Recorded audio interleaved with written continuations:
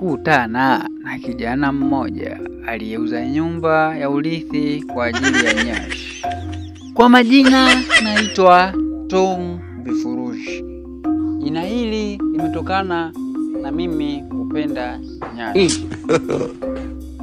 Kwa sasa napitia maisha magumu mno kulingana na anasa ambazo huko nyuma nilizindekeza mimi na rafiki zangu. Mwaka 2010 mimi niliuza nyumba ya urithi kwa ajili ya nyashi na mishanga. Lakini kwa sasa wale marafiki zangu nilikuwa nakula nao bata wamenikimbia, wameniacha peke yangu nahangaika na hili. Tom Vifurushi anazidi kutujuza. Kwa sasa anapitia hali ngumu mno ya kimaisha kulingana na hali ya mguu wake ambaye aliumia wakati akiwa kitambaa cheupe akiwa amepanda juu ya meza.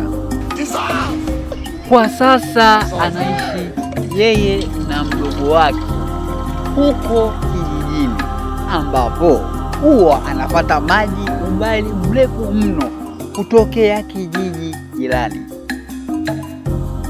Vifurushi anazidi kutujuza ya kuwa anajutia maisha yake ya nyuma ya anasa ambapo anailani nyashi. Nyashi imebadili maisha yangu. Nyashi imebadili mtazamo wangu. Sasa naishi maisha ya fedhea. Je, nitafanyaje? Maisha yamenipiga. Sasa nimeamua kujiajiri na kuanza kuuza mayai. Sasa nimekuwa muuzaji mayai maarufu kijijini. Vifurushi anazidi kujuza.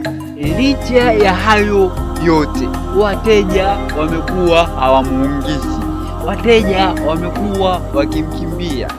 Kiukweli hali inazidi kuwa mbaya zaidi. Vijana wenzangu, mkipata hela itumieni vizuri. Tomu amehitimisha kwa kutushauri hivyo. Asanteni sana.